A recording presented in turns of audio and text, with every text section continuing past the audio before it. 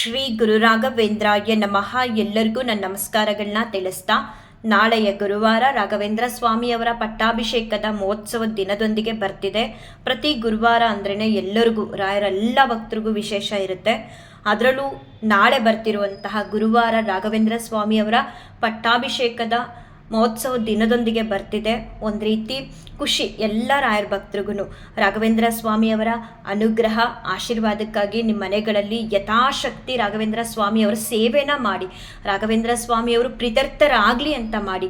ದಯವಿಟ್ಟು ಏನೊಂದು ಕೋರಿಕೆನ ಕೇಳ್ಕೊಳ್ಳೋದಕ್ಕೆ ಹೋಗಬೇಡಿ ರಾಘವೇಂದ್ರ ಸ್ವಾಮಿಯವ್ರ ಹತ್ರ. ಯಾಕಂತ ಅಂದರೆ ಪಟ್ಟಾಭಿಷೇಕ ಅಂತ ಅಂದರೆ ನಾನು ಹಳೆ ವಿಡಿಯೋದಲ್ಲಿ ಆಲ್ರೆಡಿ ಹೇಳಿದ್ದೀನಿ, ನಮ್ಮೆಲ್ಲರ ಉದ್ಧಾರಕ್ಕೋಸ್ಕರ ಅವರು ಇಡೀ ಫ್ಯಾಮಿಲಿನ ತ್ಯಾಗ ಮಾಡಿ ಬರ್ತಾರೆ. ಅಂದರೆ ಅವ್ರ ಸಂಸಾರನೆಲ್ಲ ಬಿಟ್ಟು ನಮ್ಮೆಲ್ಲರನ್ನೂ ಉದ್ಧಾರ ಮಾಡಬೇಕು ಅಂತ ಬಂದಿರ್ತಾರಲ್ವ ರಾಘವೇಂದ್ರ ಸ್ವಾಮಿಯವ್ರಿಗೆ. ಇವಾಗ ನಾವೇ ಅಂದರೆ ಅವ್ರ ಭಕ್ತರೆ ಅವ್ರಿಗೆ ಮಕ್ಕಳಿದ್ದಂಗೆ, ನಾವೆಲ್ಲರೂ ಅವ್ರಿಗೆ ಫ್ಯಾಮಿಲಿ ಇದ್ದಂಗೆ. ಸೊ ನಾವು ಅವರ ನಿಜವಾದ ಫ್ಯಾಮಿಲಿನ ಬಿಟ್ಟು ಬಂದಿರುವಂತಹ ರಾಘವೇಂದ್ರ ಸ್ವಾಮಿಯವ್ರಿಗೆ ಮಕ್ಕಳಾಗಿರೋಂಥ ನಾವು ಖುಷಿ ಪಡಿಸ್ಬೇಕು. ನಮ್ಮೆಲ್ಲರ ಉದ್ಧಾರಕ್ಕೋಸ್ಕರ ಬಂದಿದ್ದಾರಲ್ವ, ಅವರು ಪ್ರೀತ್ಯರ್ಥರಾಗಲಿ ಅನ್ನೋ ಕಾರಣಕ್ಕೆ ನಾವು ಅವ್ರಿಗೆ ಸೇವೆನ ಮಾಡಬೇಕು, ಖುಷಿ ಪಡಿಸ್ಬೇಕು ಅಂತ ಅಂದರೆ ರಾಘವೇಂದ್ರ ಸ್ವಾಮಿಯವರ ಹೆಸರಲ್ಲಿ ದಾನ ಧರ್ಮನ ಮಾಡಿ. ನಿಮ್ಮ ಕೈಲಾದಷ್ಟು ಸಾಲ ಸೋಲ ಮಾಡಿ ಅಂತೂ ಮಾಡಬೇಡಿ, ಅದರಿಂದ ಕೂಡ ರಾಘವೇಂದ್ರ ಸ್ವಾಮಿಯವರು ಪ್ರೀತ್ಯರ್ಥರಾಗ್ತಾರೆ. ಸ್ತೋತ್ರ ಪಾರಾಯಣನ ಮಾಡಿ ನಿಮ್ಮ ಮನೆಗಳಲ್ಲಿ.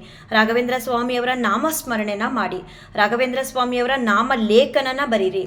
ಇಲ್ಲ ನಿಮ್ಮನೆಯಲ್ಲೇ ಏನಾದರೂ ಅಡುಗೆಗಳನ್ನ ಮಾಡಿ ಸಾಧ್ಯ ಆದಷ್ಟು ಜನಕ್ಕೆ ಹಂಚಿ ರಾಘವೇಂದ್ರ ಸ್ವಾಮಿಯವರ ಹೆಸರೇಡಿ. ಇಲ್ಲ ಓದ್ತಿರುವಂತಹ ಮಕ್ಕಳುಗಳಿಗೆ ರಾಘವೇಂದ್ರ ಸ್ವಾಮಿಯವರ ಹೆಸರೇಡಿ ಒಂದು 4 ಬುಕ್ಕು ದಾನ ಮಾಡಿ. ಏನೇ ಮಾಡಿ ನಾಳೆ ರಾಘವೇಂದ್ರ ಸ್ವಾಮಿಯವರ ಹೆಸರಿರಲಿ. ನೀವು ಮಾಡೋ ಪ್ರತಿಯೊಂದು ಕೆಲಸದಲ್ಲೂ ರಾಘವೇಂದ್ರ ಸ್ವಾಮಿಯವರ ನಾಮಸ್ಮರಣೆ ಇರಲಿ. ರಾಯರು ಖುಷಿ ಪಡ್ತಾರೆ.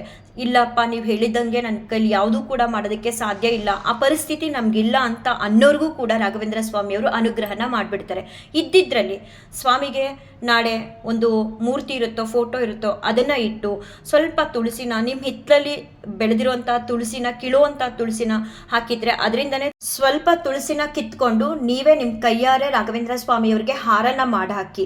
ಅದರಿಂದನೂ ಕೂಡ ರಾಘವೇಂದ್ರ ಸ್ವಾಮಿಯವರು ಪ್ರೀತ್ಯರ್ಥರಾಗ್ತಾರೆ. ರಾಘವೇಂದ್ರ ಸ್ವಾಮಿಯವರಿಗೆ ತುಳಸಿ ಅಂದರೆ ತುಂಬಾನೇ ಇಷ್ಟ, ಮತ್ತು ತುಳಸಿ ಕೂಡ ಎಲ್ಲ ಪೂಜೆಗಳಲ್ಲೂ ಬಳಸ್ತಾರೆ, ಶ್ರೇಷ್ಠವಾದದ್ದು ಅಂತ ಹೇಳಿ. ಮತ್ತು ನೀವು ಏನೇ ನೈವೇದ್ಯ ಮಾಡಿ ನಾಳೆ ಅದಕ್ಕೆ ಒಂದು ದಳ ತುಳಸಿನ ಇಟ್ಟು ರಾಘವೇಂದ್ರ ಸ್ವಾಮಿಯವರಿಗೆ ನೈವೇದ್ಯ ಮಾಡಿ, ತುಂಬ ಒಳ್ಳೆಯದು. ಹಾಗೆ ನಾಳೆ ರಾಘವೇಂದ್ರ ಸ್ವಾಮಿಯವರಿಗೆ ಯಾವ ಸೇವೆ ಮಾಡಿದ್ರೂ ಕೂಡ ನೀವು ಬ್ರಾಹ್ಮಿ ಮುಹೂರ್ತದ ಸಮಯದಲ್ಲೇ ಮಾಡಿ. ತುಂಬ ಶ್ರೇಷ್ಠ ಬ್ರಾಹ್ಮಿ ಮುಹೂರ್ತದ ಸಮಯ.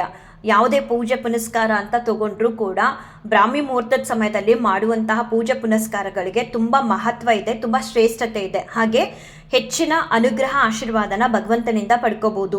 ಒಂದು ಪಾಸಿಟಿವ್ ಎನರ್ಜಿ ಅನ್ನೋದು ನಿಮಗೆ ಬ್ರಾಹ್ಮಿ ಮುಹೂರ್ತದ ಸಮಯದಲ್ಲಿ ಮಾಡಿದಾಗ ಹೆಚ್ಚಾಗಿ ಸಿಗುತ್ತೆ. ಆ ಕಾರಣಕ್ಕೆ ಬ್ರಾಹ್ಮಿ ಮುಹೂರ್ತದ ಸಮಯದಲ್ಲಿ ರಾಘವೇಂದ್ರ ಸ್ವಾಮಿಯವರಿಗೆ ಸೇವೆನ ಸಲ್ಲಿಸಿ ಅವರ ಆಶೀರ್ವಾದ ಅನುಗ್ರಹನ ಪಡ್ಕೊಳ್ಳಿ. ಹಾಗೆ ನಾಳೆ ವಿಶೇಷವಾದ ದಿನ ಇರೋದ್ರಿಂದ ನೀವು ರಾಘವೇಂದ್ರ ಸ್ವಾಮಿಯವರಿಗೆ ಸಂಜೆ ಕೂಡ 2 ದೀಪಗಳನ್ನ ಹಚ್ಚಿ, ಸಾಧ್ಯ ಆದರೆ ನೈವೇದ್ಯಕ್ಕೆ ಅಂತ ಕಲ್ಸಕ್ಕರೆ, ಬಾದಾಮಿ, ಬಾಳೆಹಣ್ಣು ಅಥವಾ ಬೆಳಿಗ್ಗೆ ನೀವು ಮಾರ್ಕೆಟಿಂದ ತಂದಿರೋಂತಹ ಹಣ್ಣುಗಳಲ್ಲಿ ಯಾವುದಾದ್ರೂ ಒಂದು ಉಳಿದಿದ್ರೆ, ರಾಯರ ಪೂಜೆಗೆ ಅಂತ ತಂದಿಟ್ಟಿದ್ದು ಉಳಿದಿದ್ರೆ ಅದನ್ನೂ ಕೂಡ ನೀವು ರಾಘವೇಂದ್ರ ಸ್ವಾಮಿಯವರಿಗೆ ಸಂಜೆ ನೈವೇದ್ಯಕ್ಕೆ ಅಂತ ಬಳಸ್ಬೋದು. ನೈವೇದ್ಯ ಮಾಡಿ ಮತ್ತು ತುಪ್ಪದ ಬತ್ತಿಗಳಿಂದ ಆರತಿನ ಮಾಡಿ ರಾಯರಿಗೆ. ತುಂಬಾ ಒಳ್ಳೆಯದು. ಬೆಳಗ್ಗೆ ಕೂಡ ಮಾಡಬೇಕು, ಸಂಜೆ ಕೂಡ ಆರತಿನ ಮಾಡಬೇಕು. ಕೆಲವೊಂದೊಂದ್ಸಲ ಏನಾಗುತ್ತೆ ಅಂದರೆ ಕೆಲವರು ಗುರುವಾರ ಅಂತ ಬಂದಾಗ ಬೆಳಗಿನ ಟೈಮಲ್ಲಿ ಏನು ಪೂಜೆನ ಮಾಡ್ತೀವಿ ಅಷ್ಟೇ, ಮತ್ತು ಇನ್ನು ಸಂಜೆ ಮಾಡಲ್ಲ ಕೆಲವರು. ಆ ರೀತಿ ಮಾಡಬೇಡಿ. ನಾಳೆ ವಿಶೇಷವಾದ ರಾಯರ ಪಟ್ಟಾಭಿಷೇಕ ಮಹೋತ್ಸವ ದಿನ ಇರೋದ್ರಿಂದ ಬೆಳಿಗ್ಗೆ ಮತ್ತು ಸಂಜೆ 2 ಟೈಮ್ ಕೂಡ ರಾಘವೇಂದ್ರ ಸ್ವಾಮಿಯವರಿಗೆ ಸೇವೆನ ಸಲ್ಲಿಸಿ. ಯಾರಿಗೆಲ್ಲ ಅಯ್ಯೋ ನಮಗೂ ರಾಘವೇಂದ್ರ ಸ್ವಾಮಿಯವ್ರ ಸೇವೆನ ಮಾಡಬೇಕು ಅಂತ ಇಷ್ಟ, ಆದರೆ ಮಾಡುವಂಥ ಶಕ್ತಿನ ಭಗವಂತ ನಮಗೆ ಇನ್ನೂ ಕೊಟ್ಟಿಲ್ಲ ಅಂತ ಅಂದ್ಕೊಳ್ತಿರೋ, ಖಂಡಿತವಾಗ್ಲೂ ನೀವು ಸಿಂಪಲ್ಲಾಗಿ ನಾಳೆ ರಾಘವೇಂದ್ರ ಸ್ವಾಮಿಯವರಿಗೆ ಸೇವೆನ ಸಲ್ಲಿಸಿದ್ರು ರಾಯರ ಒಂದು ಅನುಗ್ರಹ ಆಶೀರ್ವಾದ ನಿಮ್ಮ ಮೇಲೆ ಇರುತ್ತೆ. ಮತ್ತು ನಿಮ್ಮ ಪರಿಸ್ಥಿತಿ ಹೀಗೆ ಇರೋದಕ್ಕೆ ಬಿಡಲ್ಲ ರಾಘವೇಂದ್ರ ಸ್ವಾಮಿಯವರು. ನೀವು ಒಮ್ಮೆ ಅವ್ರಿಗೆ ಭಕ್ತರಾಗಿ ಅವ್ರ ಸೇವೆ ಮಾಡೋದಕ್ಕೆ ಶುರು ಮಾಡಿದ್ರಿ ಅಂದರೆ ನಿಮ್ಮನ್ನು ಒಂದೇ ಸಲ ಉದ್ಧಾರ ಮಾಡದೇ ಇದ್ರೂ ವಾರದಿಂದ ವಾರಕ್ಕೆ, ದಿನದಿಂದ ದಿನಕ್ಕೆ ನಿಮ್ಮನ್ನು ಉದ್ಧಾರ ಮಾಡ್ತಾ ಕರ್ಕೊಂಡು ಬರ್ತಾರೆ. ಎಲ್ಲ ಕಷ್ಟ ಕಾರ್ಪಣ್ಯಗಳನ್ನು ನೀವು ಹೇಳೋದೇ ಬೇಡ.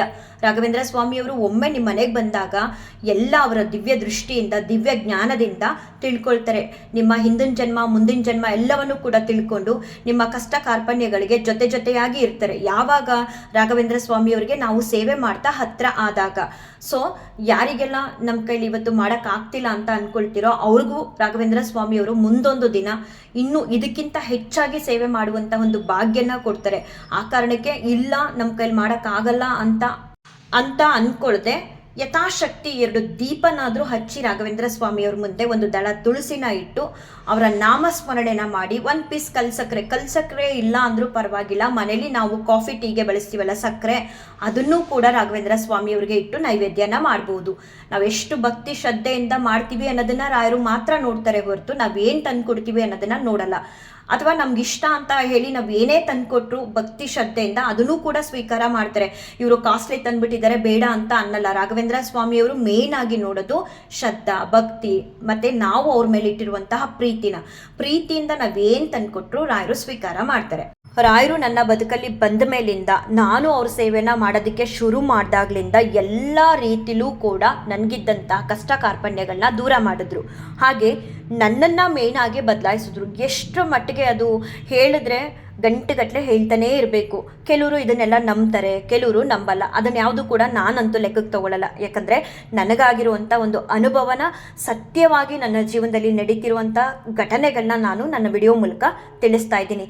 ಹೇಗೋ ಇದ್ದದ್ದನ್ನು ನನ್ನನ್ನು ತುಂಬಾ ಬದಲಾವಣೆ ಮಾಡಿದ್ದಾರೆ. ಪರಿವರ್ತನೆ ಅಂತ ಹೇಳ್ತಾರಲ್ಲ, ಭಗವಂತ ಒಬ್ಬರು ಬದುಕಲ್ಲಿ ಬಂದಾಗ ಪರಿವರ್ತನೆ ಆಗುತ್ತೆ ಅಂತ, ಆ ರೀತಿ ನನ್ನನ್ನು ಪರಿವರ್ತನೆ ಮಾಡಿದ್ದಾರೆ. ಅಷ್ಟು ಮಾತ್ರ ಅಲ್ಲ, ನಮ್ಮ ಮನೇಲಿದ್ದಂಥ ಎಲ್ಲ ಕಷ್ಟ ಕಾರ್ಪಣ್ಯಗಳನ್ನ ನನ್ನಿಂದ ದೂರ ಮಾಡಿದ್ದಾರೆ. ಇವತ್ತಿಗೂ ನಮ್ಗೆ ಏನು ಬೇಕು ಅದನ್ನು ರಾಘವೇಂದ್ರ ಸ್ವಾಮಿಯವ್ರ ಹತ್ರ ಕೇಳ್ಕೊಂಡ್ರೆ ಇಲ್ಲ ಅಂದ ಹಾಗೆ ಕರುಡಿಸ್ತಾ ಬರ್ತಿದ್ದಾರೆ.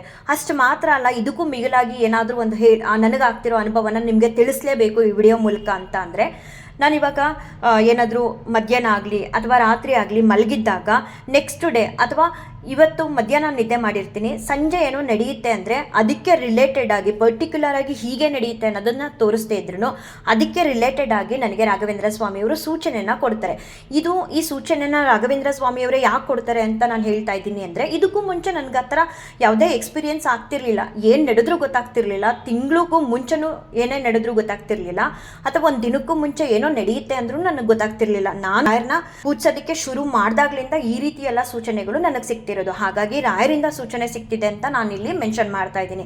ತುಂಬಾ ಬದಲಾವಣೆನ ಮಾಡಿದ್ದಾರೆ. ಇವತ್ತಿಗೂ ಏನ್ ಪುಣ್ಯ ಮಾಡಿದ್ದೀನೋ ನಾನು ರಾಯರನ್ನ ಪಡೆಯೋದಕ್ಕೆ ಅಂತ ಅನ್ಸುತ್ತೆ. ಯಾಕಂದ್ರೆ ಎಷ್ಟೋ ಬಾರಿ ನಾವು ನಂಬಿರುವಂತಹ ಜನಗಳು ವಿನಾಕಾರಣ ನಮ್ಮನ್ನ ನೋಯಿಸ್ಬೋದು ಅಥವಾ ನಮ್ಮನ್ನ ದ್ವೇಷಿಸ್ಬೋದು, ನಮ್ಮ ದುಃಖಕ್ಕೆ ಅವ್ರುಗಳು ಕಾರಣ ಆಗ್ಬೋದು. ಆದ್ರೆ ರಾಘವೇಂದ್ರ ಸ್ವಾಮಿಯವ್ರನ್ನ ನಾವು ನಂಬಿ ಸೇವೆನ ಮಾಡಿದ್ರೆ ಪಾಪ ಅವರು ನಮ್ಮ ತಂದೆ ತಾಯಿಗಿಂತ ಹೆಚ್ಚಿನವರು. ಯಾವತ್ತೂ ಕೂಡ ನಮಗೆ ನೋವಾಗದಿರಂಗೆ ನೋಡ್ಕೊಳ್ತಾರೆ. ಯಾವತ್ತೂ ಕೂಡ ಅವರು ನಮ್ಮನ್ನ ದ್ವೇಷಿಸಲ್ಲ. ಮತ್ತೆ ನಮ್ಮ ದುಃಖಕ್ಕೆ ರಾಘವೇಂದ್ರ ಸ್ವಾಮಿಯವರು ಕಾರಣ ಅಂತೂ ಆಗದೇ ಇಲ್ಲ. ನಮ್ಮ ದುಃಖನ ಕಳೀತಾರೆ ಹೊರತು ದುಃಖಕ್ಕೆ ಕಾರಣ ಆಗಲ್ಲ. ಎಷ್ಟು ಮಟ್ಟಿಗೆ ಅಂದರೆ, ಒಂದು ತಾಯಿ ಮಗುನ ಹೇಗೆ ನೋಡ್ಕೊಳ್ತಾಳೋ ಅದೇ ರೀತಿ ರಾಘವೇಂದ್ರ ಸ್ವಾಮಿಯವರು ಅವರನ್ನೇ ಸರ್ವಸ್ವ ಅಂದ್ಕೊಂಡವ್ರನ್ನ ಸಾಕ್ತಾರೆ, ನೋಡ್ಕೊಳ್ತಾರೆ. ಆ ಒಂದು ಅನುಭವಗಳು ನನ್ನ ಬದುಕಲ್ಲಿ ನಡೀತಿದೆ. ಆ ಕಾರಣಕ್ಕೆ ನಾನು ಪ್ರತಿಯೊಬ್ಬರಿಗೂ ಹೇಳೋದು, ನಂಬೋದಾದ್ರೆ ರಾಘವೇಂದ್ರ ಸ್ವಾಮಿಯವ್ರನ್ನ ನಂಬಿ. ಇಂಥದ್ದಾಗುತ್ತೆ ಇಂಥದ್ದಾಗಲ್ಲ ಎಂಥದ್ದು ಇಲ್ಲ. ಎಲ್ಲ ಸಮಸ್ಯೆಗಳಿಗೂ ರಾಘವೇಂದ್ರ ಸ್ವಾಮಿಯವರಿಂದ ಒಂದು ಪರಿಹಾರ ಅನ್ನೋದು ಸಿಕ್ಕೇ ಸಿಗುತ್ತೆ. ಕೆಲವ್ರಿಗೆ ಸಡನ್ ಆಗಿ ಸಿಗ್ಬೋದು, ಕೆಲವ್ರಿಗೆ ನಿಧಾನ ಆಗ್ಬೋದು. ಅದಕ್ಕೆಲ್ಲ ಕಾರಣ ಹಿರಿಯರು ಹೇಳ್ತಾರೆ, ನಾವು ಮಾಡಿರುವಂತಹ ಪಾಪ ಕರ್ಮಗಳ ಮೂಟೆ ಜಾಸ್ತಿ ಇದ್ದರೆ ಸಡನ್ ಆಗಿ ಯಾವುದೂ ಆಗಲ್ಲ ಅಂತ. ಕಾರಣ ಇದ್ದೇ ಇರುತ್ತೆ. ಏನೋ ಒಂದು ಸ್ವಲ್ಪ ತಡ ಆಗೋದಕ್ಕೆ ಅಥವಾ ಶೀಘ್ರವಾಗಿ ಕೊಡೋದಕ್ಕೂ ಕೆಲವು ರೀಸನ್ಸ್ ಇರುತ್ತೆ. ಏನೇ ಆಗಲಿ ನಾವು ರಾಯರನ್ನ ನಂಬಿದ್ದೀವಿ ಅಂದರೆ ಎಷ್ಟು ಮಟ್ಟಿಗೆ ನಮ್ಮಲ್ಲಿ ಭಕ್ತಿ ಅನ್ನೋದಿರಬೇಕು ಅಂತ ಅಂದರೆ, ಸ್ವಾಮಿ ನೀನು ಕೊಡು ಬಿಡು, ನಮ್ಮಲ್ಲಿ ಒಬ್ರಲ್ವಾ. ಇವಾಗ ನಮ್ಮ ತಂದೆ ತಾಯಿ ಏನೋ ಕೊಡಲ್ಲ ಅಂದ್ಬಿಟ್ಟು ಅವ್ರನ್ನ ನಾವು ದೂರ ಮಾಡಿಬಿಡ್ತೀವ, ಅಥವಾ ನಮಗೆ ಇಷ್ಟ ಆದವರು ಏನೋ ನಾವು ಹೇಳ್ದಂಗೆ ಕೇಳಲ್ಲ ಅಂತ ಹೇಳ್ಬಿಟ್ಟು ನಾವು ಅವ್ರನ್ನ ದೂರ ಮಾಡಿಬಿಡ್ತೀವ? ಇಲ್ವೇ ಇಲ್ಲ ಅಲ್ವಾ. ಅವ್ರನ್ನ ನಾವು ಹೇಗೆ ಅನುಸರಿಸ್ಕೊಂಡು ಹೋಗ್ತೀವೋ ಹಾಗೆ ರಾಘವೇಂದ್ರ ಸ್ವಾಮಿಯವ್ರ ಹತ್ರ ಕೆಲವ್ರ ಮನಸ್ಸಲ್ಲಿ ಈಗಲೂ ಇರುತ್ತೆ, ನಾವೇನೋ ಕೇಳ್ಕೊಂಡು ಕೊಡಲೇ ಇಲ್ಲ, ಇವರು ರಾಯರು ಕೆಲವ್ರಿಗೆ ಮಾತ್ರ ಕೊಡ್ತಾರೆ ಅಂತ ಅನ್ಕೊಳ್ತೀರ. ಆ ಥರ ಅನ್ಕೊಳ್ಳೋದಕ್ಕೆ ಹೋಗಬಾರ್ದು. ನಮ್ಮಲ್ಲಿ ಅವರೊಬ್ಬರು ಅಂದಾಗ ಅವ್ರು ಕೊಡದೇ ಇರಲಿ, ಆದರೆ ಅವರು ಗುರುಗಳು. ಗುರುಗಳು ಜೀವನದಲ್ಲಿ ಬೇಕೇ ಬೇಕು ದಾರಿ ತೋರಿಸೋದಕ್ಕೆ. ಸುಮ್ಮನೆ ಅಂತೂ ಕೂರೋರಲ್ಲ. ನಮಗೇನೋ ಒಂದು ತೊಂದರೆ ಆಗುತ್ತೆ ಅಂದಾಗ ನೋಡಿಕೊಂಡು ಬೇರೆ ನಾವು ನಂಬಿರೋ ಅಂಥವ್ರು ಕೂರ್ಬೋದು, ಆದರೆ ರಾಯರು ಹಾಗೆ ಕೂರಲ್ಲ, ತೋರಿಸ್ಕೊಡ್ತಾರೆ. ಈ ರೀತಿ ನಡೀತಿದೆ, ಈ ರೀತಿ ಆಗುತ್ತೆ, ನೀನು ಎಚ್ಚೆತ್ಕೋ ಅಂತ ಎಲ್ಲ ನಮ್ಮನ್ನು ಎಲ್ಲ ಸಂದರ್ಭದಲ್ಲೂ ಕಾಪಾಡ್ತಾರೆ. ಹಾಗಾಗಿ ತಡ ಆಗುತ್ತೆ ನಾವು ಕೇಳ್ಕೊಂಡಿರೋಂಥದ್ದು, ಹಾಗೆ ಆಗುತ್ತೆ, ಈಡೇರಿಸ್ತಾರೆ. ಬಟ್ ಅವ್ರು ಕೊಡಲಿ ಬಿಡಲಿ, ನಮ್ಮಲ್ಲಿ ಅವರೊಬ್ಬರು, ನಾವು ಅವ್ರ ಸೇವೆ ಮಾಡ್ತೀವಿ ಅನ್ನೋಷ್ಟು ಭಕ್ತಿ ನಮ್ಮಲ್ಲಿ ಇರಬೇಕು. ಅಪ್ಪ ನೀನು ಕೊಡದೇ ಇದ್ರೂ ಪರವಾಗಿಲ್ಲ, ನನಗೆ ನೀವು ಇಷ್ಟ, ನಾನು ನಿಮ್ಮ ಸೇವೆ ಮಾಡ್ತೀನಿ ಅನ್ನೋಷ್ಟು ಭಕ್ತಿ ನಮ್ಮಲ್ಲಿದ್ದಾಗ ರಾಘವೇಂದ್ರ ಸ್ವಾಮಿಯವರ ಅನುಗ್ರಹನ ನಾವು ಹೆಚ್ಚಾಗಿ ಪಡ್ಕೊಳ್ಳೋದಕ್ಕೆ ಸಾಧ್ಯ ಆಗುತ್ತೆ. ಈ ಪುಣ್ಯಾತ್ಮರ ಸೇವೆನ ಎಷ್ಟು ಮಾಡಿದ್ರೂ ಸಾಲದು. ಯಾಕಂತ ಅಂದರೆ ನಮ್ಮೆಲ್ಲರಿಗೋಸ್ಕರ ಇಡೀ ಕುಟುಂಬನ ಬಿಟ್ಟು ರಾಯರು ಬೃಂದಾವನದಲ್ಲಿ ನೆಲೆಸಿದ್ದಾರೆ. ಇವಾಗ ನಾವೇ ಯಾವುದೋ ಒಂದು ಟ್ರಿಪ್ಗೆ ಹೋದರೆ ಅಥವಾ ಒಂದು ದೇವಸ್ಥಾನಕ್ಕೆ ಹೋದರೆ ಅಥವಾ ಯಾವುದೋ ಒಂದು ಫಂಕ್ಷನ್ಗೆ ಅಂತ 2-3 ದಿನ ಮನೆ ಬಿಟ್ಟು ಹೋದಾಗ ಮನೇಲಿರೋರನ್ನ ಎಷ್ಟು ಮಿಸ್ ಮಾಡ್ಕೊಳ್ತೀವಲ್ವ. ಆದರೆ ರಾಘವೇಂದ್ರ ಸ್ವಾಮಿಯವರು ಸ್ವಂತ ಮಗುನ ಮತ್ತು ಸ್ವಂತ ಹೆಂಡತಿನ ಬಿಟ್ಟು ಬರಬೇಕಾದ್ರೆ ಎಷ್ಟು ಕಷ್ಟ ಆಗಿರುತ್ತೆ ಇಮ್ಯಾಜ್ ಮಾಡ್ಕೊಳ್ಳಿ. ನನಗಂತೂ ನಾನು ಹಳೆ ವಿಡಿಯೋದಲ್ಲೂ ಹೇಳಿದೆ, ಪೂಜೆ ಅಂದರೆ ಆಮೇಲೆ ಹೇಳ್ತೀನಿ ಅದನ್ನು. ಹಳೆ ವಿಡಿಯೋದಲ್ಲೂ ಹೇಳಿದೆ, ರಾಯರ ಬಗ್ಗೆ ಈ ಒಂದು ಟಾಪಿಕ್ ಮಾತಾಡ್ತಿರ್ಬೇಕಾದ್ರೆ ನಿಜವಾಗ್ಲೂ ಈಗ ರಾಯರಿಗೆ ನಾವೇ ಎಲ್ಲ ಅಲ್ವಾ, ಫ್ಯಾಮಿಲಿ ಇದ್ದಂಗೆ, ನಾವು ಮಕ್ಕಳಿದ್ದಂಗೆ, ಅವ್ರನ್ನ ನಾವು ಚೆನ್ನಾಗಿ ನೋಡ್ಕೋಬೇಕು. ಯಾಕಂದರೆ ಅವರು ನಮ್ಮನ್ನು ಉದ್ಧಾರ ಮಾಡಬೇಕು ಅಂತ ಬಂದಿದ್ದಾರೆ ಅಂತ ಪ್ರತಿ ಬಾರಿ ಕೂಡ ಅನಿಸುತ್ತೆ.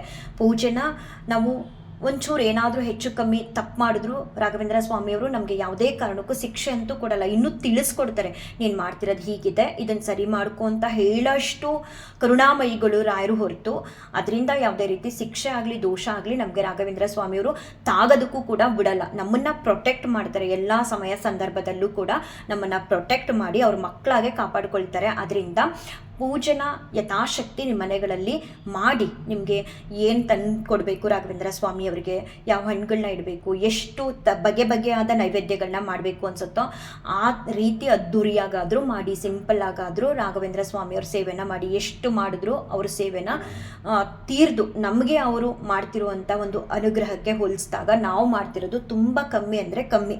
ಹಾಗಾಗಿ ನಾಳೆ ಯಾರೂ ಕೂಡ ಮಿಸ್ ಮಾಡ್ಕೊಳ್ದೆ ನಿಮ್ಮ ಮನೆಗಳಲ್ಲಿ, ನಿಮ್ಮ ಮನಸ್ಸುಗಳಲ್ಲಿ ರಾಘವೇಂದ್ರ ಸ್ವಾಮಿಯವ್ರ ಸೇವೆಯನ್ನು ಮಾಡಿ.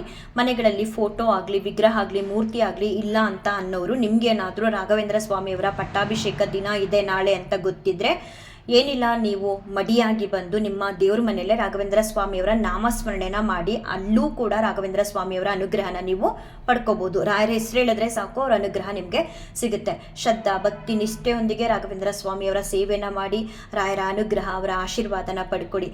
ಹಾಗೆ ಸಾಧ್ಯ ಆದರೆ ನಾಳೆ ರಾಯರ ಮಠಗಳಿಗೆ ಹೋಗಿ ರಾಘವೇಂದ್ರ ಸ್ವಾಮಿಯವರ ದರ್ಶನನ ತಪ್ಪದೆ ಪಡ್ಕೊಳ್ಳಿ. ಹಾಗೆ ರಾಘವೇಂದ್ರ ಸ್ವಾಮಿಯವರ ಮಠಗಳಲ್ಲಿ ಕನಕಾಭಿಷೇಕ ಸೇವೆ ಕೂಡ ಇರುತ್ತೆ, ಅದನ್ನೂ ಕೂಡ ನೀವು ಸೇವೆನ ಮಾಡಿಸ್ದೇ ಇದ್ರೂ ಕೂತು ನೋಡ್ಬೋದು. ರಾಘವೇಂದ್ರ ಸ್ವಾಮಿಯವ್ರಿಗೆ ಮಾಡುವಂತಹ ಸೇವೆನ ನೀವು ನೋಡೋದ್ರಿಂದನೂ ಕೂಡ ಎಷ್ಟೋ ಭಗವಂತನ ಅನುಗ್ರಹನ ಪಡ್ಕೋಬೋದು. ರಾಯರು ಅನ್ನೋದೇ ಒಂದು ಶಕ್ತಿ. ನಿಮ್ಮ ಹತ್ರ ಮನೆ ಇಲ್ವಾ, ಹಣ ಇಲ್ವಾ, ಆರೋಗ್ಯ ಇಲ್ವಾ, ಜ್ಞಾನ ಇಲ್ವಾ, ವಿದ್ಯೆ ಇಲ್ವಾ, ಬುದ್ಧಿ ಇಲ್ವಾ, ಏನಿಲ್ಲ ಅಂದರೂ ಪರವಾಗಿಲ್ಲ, ರಾಯರು ಅನ್ನೋ ಒಂದು ಶಕ್ತಿನ ಪಡ್ಕೊಳ್ಳೋ ಪ್ರಯತ್ನನ ಮಾಡಿ. ರಾಘವೇಂದ್ರ ಸ್ವಾಮಿಯವರ ಒಂದು ಶಕ್ತಿ, ರಾಯರು ಅನ್ನೋ ಒಂದು ಶಕ್ತಿ ನಿಮ್ಮ ಜೊತೆ ಇದ್ದರೆ ಎಲ್ಲವೂ ಕೂಡ ನಿಮ್ಮ ಬದುಕಲ್ಲಿ ಇದ್ದ ಹಾಗೆ.